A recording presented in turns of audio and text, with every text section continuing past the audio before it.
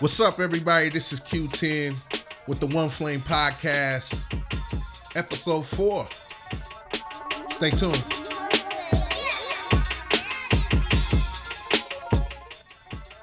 Yeah. So, today, I got a special one for you guys.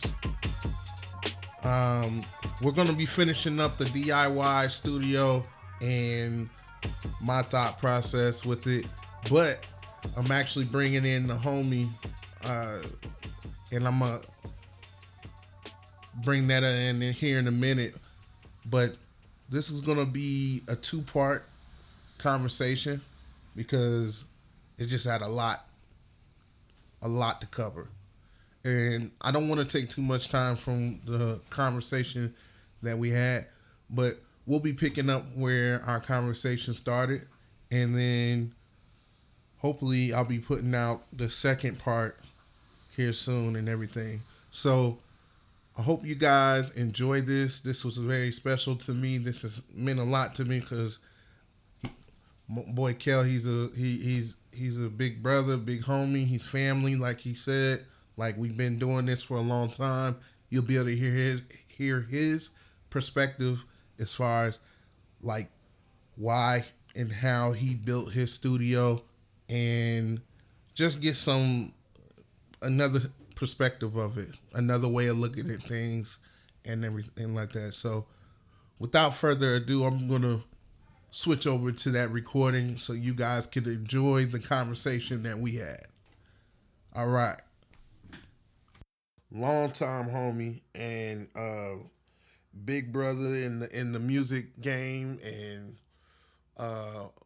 OG when it comes to DIY studios. Probably the oldest OG I know, like personally. Somebody that has inspired me to get into music production myself, or at least being able to see that it's possible to do it on a high level scale from what I originally, from the base, the from the gutter that I started from. And so I got, this is actually a long time coming, being able to just chop it up like this, uh and for you guys to be able to see the the just the beginnings of where it all started for myself, outside of 1Flame and everything, coming from the Mo. So my boy Kel, uh, want to say what's up? Let him know. What's going on, Q, man? Thanks for having me on, partner. But we got to clarify some things, though, man. All of that big producer in the music game, not scratch that, man. I ain't never been that, man. But Q is my homie. We go way back. I mean, it's beyond. This is family. It's small town. Everybody know everybody. Everybody. Mama went to school with everybody, so you know how that go. We family. Beyond this, beyond all of this, we family first. So it's that Yeah, type of relationship. It's that yeah, type of understanding, and that's how we coming. But I ain't never been nothing big in the industry. I'm a local beat maker. Like, I'm sure there's one in every town. I mean, but I'm old school though. You know what I mean? I came from that era. It wasn't no social media. It wasn't no this mm-hmm. late '90s, early 2000s type shit. It wasn't no Pro Tools and all of that. It wasn't. We didn't have access to all of that. Nope. So it's like, I came from that era, and it's always been a hobby for me. Nothing I really tried to pursue professionally. I mean, I got a legit 9 to 5 and all of that, but I mean, this is something that I've always loved to do. So this is kind of how we linked up, and kind of, we kind of share a common interest when it comes to things like this: studios, music, equipment, and different things of that nature. Yeah, But I'm just a regular dude. I'm not nobody special. I'm just a regular dude. I've been making beats all my life, and that's just what I love to do, man. let him tell it. I mean, he okay. He could play humble, but I'm gonna say like, because of the the um the moves he made at a time where a lot of, like, producers in our area and artists in our area was trying to figure it out. Somehow he knew he knew what he knew, and it it inspired a lot of people to be able to pursue it in the Yeah, aspect that that's I will say that because if I didn't know if I didn't know you, I wouldn't have known where to start or even what to I aspire know. to uh to to buy as far as like trying to build a professional or somewhat professional home studio. You know what I'm saying? Again, in the time when there was no Pro Tools, there wasn't any There was nothing. FL Studio was Fruity Loops back then. Like, dog, it was like this is yeah old school stuff we talking about. We talking about a time where like it wasn't, it was yeah, it was all of yeah that going on, man. But you ain't lying. You are not lying, man. You are telling the truth. That is definitely the truth. I try to put people on game. I try to share knowledge. I try to, you know what I'm saying? That's because somebody did that to me. You know what I mean? So the way you kind of look at our relationship, like I had somebody put me on. You know what I'm saying? My homie Ed Hunt. You know what I mean? He's a little older than me, but he was the dude that we went to when I ain't know what to buy. I didn't have nothing. I didn't know what the hell was going on, and you know what I'm saying. And he put me on game. Like, man, your mm-hmm beats are hard, but your sounds is whack. Get this, get that. right This what I use. This what I use. Have you seen this? You know about this? So that's what kind of mm, it's somebody put me on. So I passed it on. You know what I'm saying. I never tried to be the type of right person to, I'm not no selfish dude or try to. Yeah, I mean, I'm not that type of person, man. So I've always yeah tried to put people on game and share, and I want everybody to enjoy this like I was enjoying it. You know what I mean? If that's what you into, and that's what you was into, so it clicked like that. So yeah, much love, man. For real, much love on that. Much yeah love. yeah and I mean on another tip on that is that we're talking about music um like creating music in in the area, like because we're from the Midwest. And not only the Midwest, we grew up in Indiana, and not only Indiana, we grew up in a small city in Indiana that Ain't like nothing here, man. Like it's impossible. It's more. Everything's easier now with the internet. You know what I'm mm-hmm saying? I mean, yeah we talking. This is pre 2006, dog. It wasn't even no YouTube. You know what I'm saying? right After all of that came, it kind of opened things up for all the obvious reasons. But yeah, you're right, dog. We in the middle of nowhere, like in the middle of nowhere. You know what I'm right saying? Like we got we so got Michael Jackson, Freddie Gibbs, and Babyface. mm-hmm and and those names ain't even around. They once they got their sound going, they escaped. Yeah, it ain't nothing. It ain't like you can link up with them unless you just grew up around that. You know what I mean? It ain't Right, like ain't nobody got no plugs and all of that. Not right, back then. I mean, like I said, the internet now, yeah, you can do whatever you want to do. There's limitless. There's no ceilings. You don't need anything to do anything. Is you can just do it. But we talking mm-hmm, about a time where it's like, yeah, you couldn't. None of that was possible, man. yeah. And so I wanted to kind of like start from that point because uh, what this beginning series that I'm talking about is like the humble beginnings of starting your process. I was telling my listeners from the other episodes, I chose this topic because this is something that gets brought to me a lot, uh, especially by young cats, family members, and friends that want to start doing their own music production, and they want to start like building their own setup so they can do what they do because of where we're at. It does seem like we even with the access that we have now, the mentality is that we still in the island. We still we still don't have the same resources and places to tap in, like as if you was in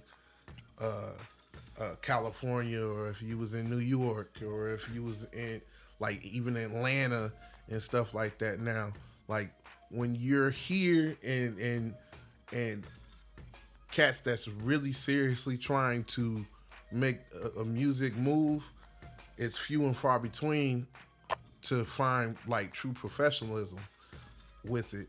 And so it means something to be able to be able to chop it up with somebody that is doing it on another level. Like, and the reason why I give him the flowers to my homeboy Kel here, because even back then, like he says he was doing it as a hobby, and that's fine. Like, but for me, it was somebody that I met that was doing it on another level that I can visually see and physically see, to where I can try to figure out how to emulate that. It gave me hope that I can do something on that level. Like I literally, like when I every time I went to his crib, I was like looking at like, okay, he has this keyboard. Like I tell this story to people when I talk about you, is the first time I ever seen the Triton keyboard was at his house, and that's when I got blown away at the fact that you can press some keys on this keyboard, and and you could record it and loop it. Like that was that I mean, that's how brand new in the game I was. And again, there was no computer software or nothing to go along with it at the moment. But it was like, are you telling me I could take a melody that I'm thinking of and play it on this, and then it's gonna record it, and then it can loop it back, and then I can add other things Yeah. on top of that. Yeah, like that for me was a game changer. And so what I want to do is kind of return the favor that you gave me at that time. Like for those that are like trying to find people and find resources to be able to level up. You know, I know there's a like today, like Kelly said, like you can look up YouTube videos. There's all kind of resources out there and everything. I'm just gonna give you guys my humble perspective, and those that are following what I'm doing with 1Flame, and just see what the adventure has been. This is just coming from another perspective, and some cats that's been doing it for a while. Yeah, yeah, man. But I mean, technically, man, it's like we having this conversation years too late. But just to keep everything in perspective, bro. Right, You know what I'm saying? I'm right. glad we're talking about it, man. And once again, thanks for having me on, man. Much love. But you said a lot, and there's a lot of ways to attack that, man. It's you could attack that from a starving artist perspective, and the starving artist archetype, that don't ever die. You know what I'm saying? I mean, whether you beat making, whether you producing, whether you singing, whether you a session musician or wherever you are, the starving artist archetype never dies. It's a little easier in this Mm-hmm. era, but it's Mm-hmm. starving artists everywhere, man. But when it Mm-hmm. comes down to getting from point A to point B, that's a personal journey. You know what I mean? Because Yeah. you really can't put no limits on yourself or allow someone else to put no limits on yourself if you know your capabilities. So it's what separates this from that or that from this is just the difference in the person knowing their capabilities and putting themselves in a position of where they can't be stopped in their drive. Get what I'm saying here? It's like we Yeah. could talk about where we from and how it used to be nothing here and all of that, and how it's, it's ways now that it wasn't ways then. But at the same time, it's like it really boils down to drive. So we could attack it from Hmm. that aspect. We could attack it from the starving artist aspect, or personal drive, or different things like that. Going back to what you were saying earlier, I mean, I feel you on that, man. Because at the time, I mean, we talking like this was like back in high school, man. This was high school glory days. You know what I mean? Even after a little bit Yeah. after we graduated, you know what I mean? So it's like on the outside looking in, I could see how you could see it in ways that I never saw it. Mm. The way you saw it back then is the way I saw it later, but it was just way after the fact. I never saw it like that before, but it was like you was able to tap in and see it from a different angle back then. You know what I mean? Right. And that's dope. You know what I mean? It's like, all the crews, man, all the local crews I done been through, and all of this and all of that. Going back to the glory days, the Right. undocumented days, like the stuff that you had Right. to just be around to understand or appreciate that you and that the world will never fucking know because it wasn't documented. But Right. I can understand how being on the outside looking into that can seem like a lot more than what it is, and a lot of times it was a lot more than what it was. But I can also see how you saw potential in areas that I just wasn't seeing, man. I mean, I was young. I was just my Man, head wasn't like right. I like there's definitely like you said, in every borough, every hood, every little corner of the world, like there's always like there's those starving artists. There's those cats that at some time had the end, like had that spark and ambition and trying to do their thing. So I don't think that like our story is necessarily unique in that aspect. Uh, but like there's still something to be said about like Indiana, like just the history of like music and how like cats have been trying to get out and do their thing in this area. Like and I mean I'll get deep on it for a second to like how Motown was changed the world as far as the sound, and it coming from the Midwest area, and like talk about the Jackson Fives and all that kind of stuff. But like when somewhere along the line, like the music scene kind of like drifted away from this area, and like the only like the vibe still had the soulful vibe has still always been there, and you got little sparks that happen throughout the years with like the Commons and the Bone Thugs and so you like you keep on going, you can get to Kanye West and all that, and Chance the Rapper and all that kind of stuff, and like you said, Freddie Gibbs, who's actually from Indiana, and like there's this soulful vibe that's always been there, and it's still here. But like when you get down to like like our city and the cassettes that's been like the artistry that's been brewing for years, um, and everything, it's like it's always been interesting in the potential that I guess you say and I see or I saw even back then. That's where it's coming from. Like me kind of taking it all in from that aspect from a broad scope. That like man, we do have a sound. It's just been hard to be able to get that It's in a bubble, man. out. It happened in a bubble, man. We had all of that. We had all of that, but it happened in a bubble.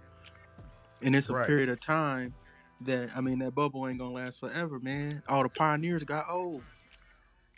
All the Right. pioneers got old, man. We old now. we was the only ones keeping it alive, man. I mean, we can go. We got to have another conversation about this in depth. But I mean, Yeah. dude, just thinking about it, like from BTR to Blackwater to um, what the hell, man? CBS, the Coalition. You know what I'm saying? To Kush Mm-hmm. Camp, to Physical Money, Ill to the End, 2310. You know what I'm saying? And then we ain't even. Like, I'm skipping Mm-hmm. around eras, but I mean, even from like Colton's era and um Mm-hmm. Nick, what's his name? What's his name? Nick. I Uh don't even know if his name is Nick, but you know what I'm talking about. That whole era, man. Like from that era yeah. on, you know what I'm saying? A lot of them Even cats. to the battle rap. Yeah, The yeah, yeah, even yeah, to the yeah. battle rap. Right, That's right. But that's I'm that. just spurting off the top of my head, man. But I'm just saying, like Yeah, yeah. we actually had that, fam. We had it. It was just in a bubble, man. It was in a bubble, and it was a lot of division, and it was a lot of separate crews, and it was a lot of everything. But yeah, going back, I mean, it's a shame that it's a shame we didn't document this stuff, man. Like we would actually Mm. have some dope content and something to actually really like, present. But it's still a good story. Don't get me wrong. You know what I'm saying? It's definitely worth Oh talking yeah. about. And I mean, who better to tell it than us? We lived it. We lived it in a Mm-hmm. bubble. Like you would have to be there to understand. Like, but it's plenty of people that can vouch and that and that you know that was there. There's plenty of people that was there, man. But Mm-hmm. definitely, man, I'm with you on that. I'm with you on that. Definitely, man. It's definitely a story to be told, and it just, I mean, who better to tell it than us, man? But like I said, that's a Right. whole nother conversation and something else to get into. But Right. we'll And chop and, it and up, man. We'll yeah, chop and it up, I don't man. want to take it away too far from the like because this episode is supposed to be like kind of like finishing out on the technical end, but I Right. had to touch base because of who I'm talking to right now, like um where those beginnings come from. So let me segue a little bit, man. Like you say, like the story hasn't been it's too late to tell the story. I think this is it right here. Like this That's is what the I'm saying. beginnings of telling that story. Like we gonna dive into it, and I'm Yeah. hoping that like this grows into like getting more people that from around our way as this starts to come out, they can come on and be able to share their perspective of all that. Because if it not if when uh these things air, like I hope it I hope the questions start coming up. Like, who are y'all talking about? Like, what kind of sound is Right. in the mo? Like, what kind of artists have we been sleeping on? And like, what are they doing now? What was the struggles like? Like, what is going on around y'all neck of the woods that we need to be paying attention to? You know, even if it just gets a couple of people seen, you know what I'm saying? That'd be what's up. But like me and Kel, like our heart has always been about like, man, I would love to see the city like get they shine. Like I don't care if it's not me. Like me personally, I'm never worried about that. I've always like dived into like how can we make a movement happen, and like how can we show force like how Atlanta did it, like and I mean they're a case study. The South in general is a case study. They banded together and started really doing things to make the whole world recognize like boom, like we can't be ignored. I'm but yeah, I'm getting ahead of myself on that. Let me segue just for a second. Um, to what I started this first series about again. Like it's about like what is the mindset of somebody that's trying to create their setup. And my first episode on that was like just talking about um in my opinion, and I wanted to get some feedback from Kel. Uh in my opinion, when I really started putting together and this is after going through having a couple setups and everything. But when I really started to get the hone in on, all right, this is how I need to build a studio or build my own setup to be able to do what I wanted to do, is to think in the terms of I'm buying my pieces of equipment for the purpose of scaling up. Like, I'm not just buying this singularly and having to go and buy the next best thing in that version. What I wanted to do is to buy something that could be built onto. Like, that was when I started getting that concept of like putting my studio together. Then things started to click for me, and so that was the first episode what I was talking about, and then the next episode that is out and airing it. I'm talking about the first piece of equipment that I did that with, and that was the native instruments and why I'm messing with why I started buying native instruments equipment, and how that played into that mindset of scaling up. I got it because number one, they were already putting out good sound packs, like before they even started doing equipment. And then when they started putting out their own personal gear, I was like, that's a no brainer. I might as well.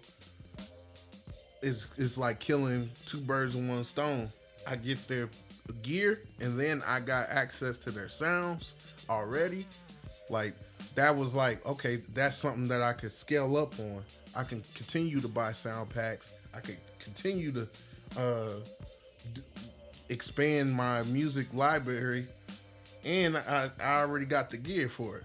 And so that was my logic on that. Yeah, And so I got to piggy. that I got to yeah, piggyback off go ahead. on the native instruments, man. Yeah, native instruments is dope. It is dope, man. I've been an avid native instruments freaking like fanboy dog since 2016.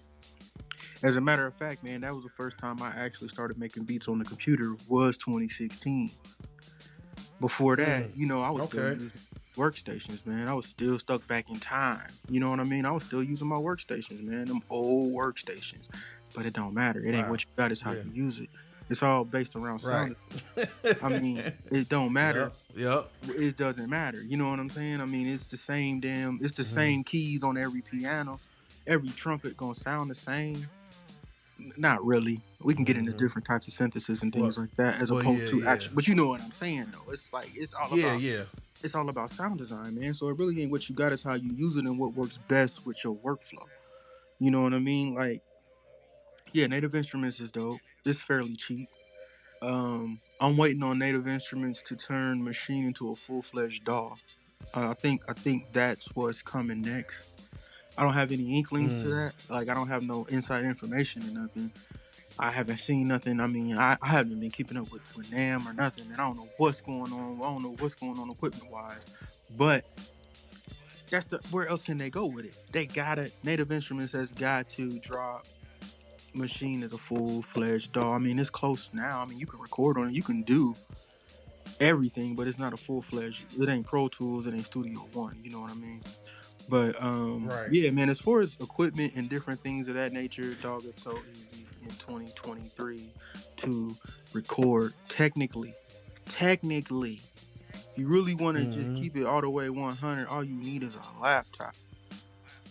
And I would go as far as to say Yeah. any laptop, but that would be a false statement. Not any laptop. I mean, of course, it's got to be. You know what I'm saying? You can't. You got to be able to run your plugins and all of that, obviously, but. I mean, anything you buy in 2023, any decent laptop will do the trick. You know what I'm saying? I mean, most laptops today are already coming with you can game on them. You can game on it. You can record on it. You know what I'm saying? It's just a matter of finding what Right. you like to use. We can go back and forth about this or that, but it's all about what you like to use. I mean, Reese, for example. Reese, all he uses is FL Studio, and he's a beast with that. But I can't use FL Studio. I can't wrap my head around it. I don't know why I can't. It's the easiest thing in the world. I never started out with that. I started out on workstations. Yeah, Mm-hmm. you can plug in controllers and all. I just never took the time to learn FL, man. You know what I mean? I've been Right. on Machine for Yeah. years, man. Machine, most recently Studio One. That's dirt cheap, dude. That's $16 a month. You could do everything in Studio One. All you need is a laptop. Studio One is crazy. It's That's crucial, man. and you you jumped on to the, I guess the conclusion part of this whole thing. Um, you kind of started it is like I was gonna hit uh, computers because I haven't talked about what computer. Then um, microphones, the speaker monitors, um, those, and maybe even the headphones and everything. What I will say briefly to all that is piggybacking on what Kel just said was that whatever you have, if you know how to use it, then it's going to make a difference It's gonna work for you. between, yeah, it's gonna do what it needs to do for you. Yeah, Um, it's not what you got, quality, it's how you use it. yeah, right. So even though we're gonna throw out our opinions on what we like using and what I'm using to scale my studio, if it makes sense and it works for you, then do what you do. I'm just hitting it from a mindset of this makes sense to get because for me because this is something that I can continue to build on Yeah, because we like it. I and mean, everything. it's some dudes out here using Beatwig. Dude, it's some dudes out here using GarageBand on an iPhone, man, and it sounds plush. Right. You know what I mean? It ain't what you got, it's how you use it, man. But what I like to use, Right. yeah, I like Native Instruments. I like Studio One. Studio One is very capable, but it Mm-hmm. has some limitations. Me and you talked about this before, but like I said, you know, Yeah. Adobe Atmos needs to be integrated in Studio One. I don't know why. I don't know why it's not, or why that wasn't a priority. But like that needs to happen, Studio man. One, and for the folks out there that don't know what we talking about, um, just make sure you guys hit up the comments and everything, and I'll try to break everything down because we're gonna be bouncing around to equipment and software and just running and gunning with it at this point because I'm getting hyped just talking gear and equipment and everything. Dog, for But real. let me, yeah, Studio One. Uh, I said in a previous episode that it takes a bit for me to switch to a different DAW system, a different software, or a different piece of equipment. It got to make sense on why I'm doing it. It got to provide something at this point for me that means scalability to me. And when I was doing all my hunting for moving to a different DAW, because I've been on a search for the past few years I because of how life goes, I was using GarageBand, and I knew I didn't want to stay with GarageBand as far as my main recording software because the limitations on it for me. Uh, However, I will say and make note of my production on GarageBand went to caliber wise. I was pretty impressed. However, I wanted to do something. I wanted something that was going to allow me to be as creative as I want to be. And so Studio One, I was hearing about it for a long time. I have a few friends that's been on my head about it. Kel is one of them. Yeah, dog. And I'm a Studio One fanboy to the heart, man. I preach that to everybody. But it's like it's what I like. It's what I. This is I learned it and I stuck with it. It could have been something. I could have been able to. It could have been Pro Tools. It could have been anything. but it just happened to be that, and I'm like, yo, this is I can make this do what I wanted to do in 2 steps. This is dope. You know what I mean? And it's dope to make beats in too. I mean, just Mm-hmm. beyond recording, it's dope to make beats in. Like I like the sequencer and the piano roll and all of that, which is no different than anything else out here. But speaking in terms of what I, me personally, how I like to use it, that's it for me. You know what I mean? But Ableton's pretty dope too, man. Ableton's pretty dope. Ableton and Logic's pretty dope. Mm-hmm. Um, Yeah, I was choosing. My choice was coming down to because I've used Logic before. Logic isn't bad at all. Uh, I was using Logic when it was Magic's Music Maker on PC, and yeah, man. Brent, my homie Brent, you and know Brent though, man. Everybody know Brent. oh yeah, Brent used to yeah. use Mac. Uh, He was making the coldest,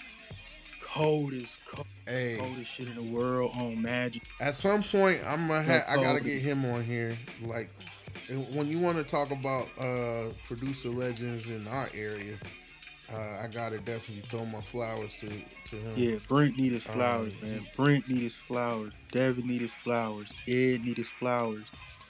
Like, it's a yeah, lot of yeah, producers, man. I mean, I hate to use that term, producers, man, but I don't know what else to. I don't know what else to say. I mean, shit, we make beats. You know what I'm saying? We ain't in the game, but these are right, talented people. You know right, what I mean? Talented people. You as exactly. well, Quinn. You are super talented, man. Like your creativity is just crazy, man. Like it seems like the older I get, the less creative I am. I don't know if that's just a side effect of life or what, but it's like my creativity is shot. My inspiration is shot. But we all go through that, man. That's phases. But Right, yeah, man, your yeah. creativity is on point though, man. I listen to a lot of your beats and a lot of your music, man. That even send me in a different direction because it's like I never would have thought of that. Never would have thought of that. And like damn, that's dope. So it's give take, Right. but yeah, that's definitely fire, man. But going back to studios and building studios and all of that, man. I mean, you don't need nothing, man. Really, you need a laptop, and that's it. You don't need a good mic. You don't need none of that. You know why? Because we have VSTs in 2023, man. Like, have you checked out Slate Audio's mic modeling? Man, I was gonna bring that up when because microphones for a second. Uh, I personally right now I'm using the baby bottle by Blue microphones, and I got that microphone because I felt like it was right in the middle of quality and cost at the time I got it, and I love this microphone. And if I was to move to a new microphone uh, within price range and quality, I've been hearing a lot about that Slate microphone, the emulating Mike, yeah, microphones. mic modeling, man, Uh, is so not new, dog. If we had mic modeling, we had mic modeling capabilities on the Roland 2480 back in that day. It wasn't as advanced as it is now, obviously, but I mean, the concept has been around for a long time. So, I mean, but like, just to mm, backtrack, mics matter, headphones matter, monitors matter, all of that does matter. But you have to understand the perspective I'm attacking this from. I'm attacking this from the perspective of a bedroom studio and you just in there rapping. You don't need to spend okay, yeah, you yeah, don't yeah, need no to doubt. spend buku money to do that. And for it to sound good, there's a VST for everything you could ever think of.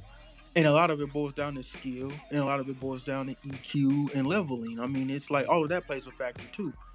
But to actually like drop a song Hmm. and put a song together today in today's time frame, timeline, or whatever, you need a laptop, fam, a laptop and a USB mic. Now, going beyond that to actual functionality, you recording instruments and you miking instruments and you tracking and you doing like real live studio work. Yeah, all of that plays a factor, man. All of that plays a factor, and that's one of the downfalls that of me and my whole situation over here, man. It's like I was so focused on I was so focused on anesthetics, I completely disregarded functionality, man. completely disregarded functionality. Um, that's the most important thing you can ever focus on is functionality. The studio can look as good as you want. You can have whatever you want to have in there. You know what I'm saying? Because I mean, I took when I Yeah. did my rebuild, I took my focus more off rapping and I made it more production based. You know what I mean? Instead of making it a safe haven Okay. for Yeah. rappers Yeah. to come in here and rap, I wanted to make a safe haven for dudes who come in here and make beats like me. So I kind of shifted the focus more on equipment and outboard equipment. I got, a lot of synthesizers and all of that. That's a whole nother conversation And we can get I into. But I gotta plug for a second. We're talking about when the people talk about the like Rap City in the basement, like legendary like spots for music being made and where creative heads would go and kick it. His lab has always been that for our area, like where we grew up. Like uh, even back when it was just the dingy, dirty the grimy garage. You know what dog, I'm grimy saying? With the garage, man. I right, know it was so many yeah, crews. and I'm talking about right, like you. I mean, you can go up in there at any given time, and anybody would be up in there, man. And I'm talking about. I mean, I'm like it's what you think it might be. Like anybody that would think about like the spot where like and if you growing if you in the hood and you in the one spot where anybody can go like get it in and record and you know that you're gonna get a decent thing out. That's it. You know what I'm saying? That was the dope boy spot where like they can get their bars out and everything. Like so even back then it was it had a presence to it. But I say all that to say like I've seen his new rebuild. Like man, It looks I very love the new It spot. looks dope. It looks dope considering how it used to look and considering the amount of space I got. I mean, it's a 20 by 20 garage, you know what I mean? It's not like, it's cool. It's cool. It looks decent. But Yeah. functionality, man, I should have focused more on functionality, in a lot of different ways. Like I've been trying to get that ground loop out of here. I got a ground loop in here. That's the main number one problem. I can work around that, but you know Yeah. what I I mean. It's remember you ground saying loops that. in here, man. Like it's so it's so janky, man. But it's dope though. You know what I mean. It really is dope. I can't knock it. It's the best it's ever looked or ever been since compared to what we used to. But yeah, it's dope, man. But when Yeah. it comes to building studios and doing all of that, man, functionality. Do not shortchange on Oh yeah. functionality. Make sure the room is functional for what you're And that. using it for. I mean, beyond just rapping on a mic. You just rapping on a mic, man. Get you a Mm-hmm. laptop, a USB mic, and mix it. If you can't mix it, get it mixed or get it mastered and get it to where you need to get. And nowadays, that's not even an issue, dude. You can pay $25 on Lander. You know what I mean, and get it done. Like, dog, this generation I got it mean, so easy, literally, like man. We didn't have none of this back then. None of this existed, man. I hope you guys enjoyed the first half of the conversation.